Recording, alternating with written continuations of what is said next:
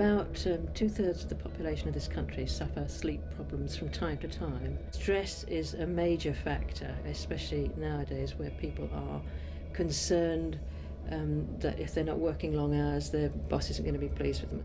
They did a poll in the US recently where I think about 60% of the people they interviewed thought that having a good night's rest and doing your job properly were not compatible. Stimulants late at night will give you a sleepless night. Tea or coffee are the obvious ones. Also, although people think that exercise is good, and it is great, if you take competitive exercise too late in the evening, your adrenaline is going to be running and you are not going to be able to go to sleep. We now sleep an hour and a half less than our great-grandparents did, and this is largely because of lighting in the evening. When it starts to get dark, that is a trigger for something called melatonin to be produced, and that helps us to go to sleep. So when that light is artificially extended, it throws our own body clocks.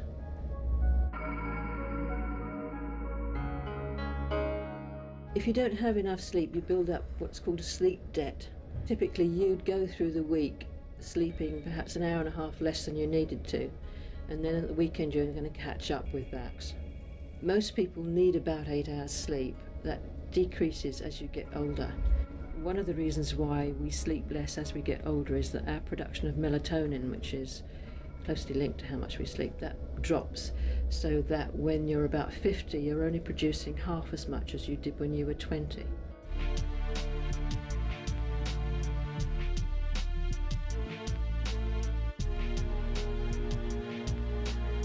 There is something called sleep apnea, where the muscles of the throat relax. They do this anyway for everybody who's asleep, but if you're overweight, they relax too much and you can't get your breath, so you gasp a few breaths and then go back to sleep. There are some estimates that about 5% of men in this country suffer from sleep apnea, and they just feel tired all day and don't know why.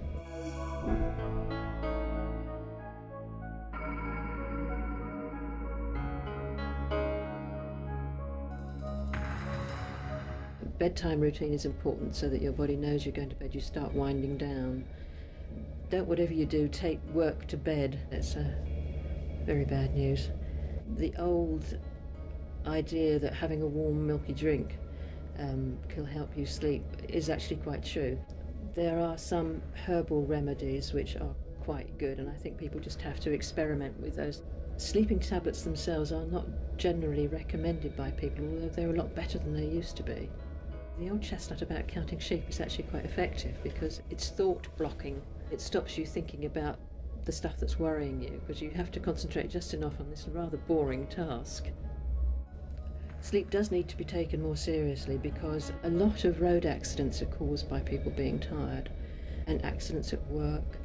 People don't tend to ask their doctor about it. A lot of them just think it's not worth bothering their doctor about, which is a great shame. It just spoils people's enjoyment of life.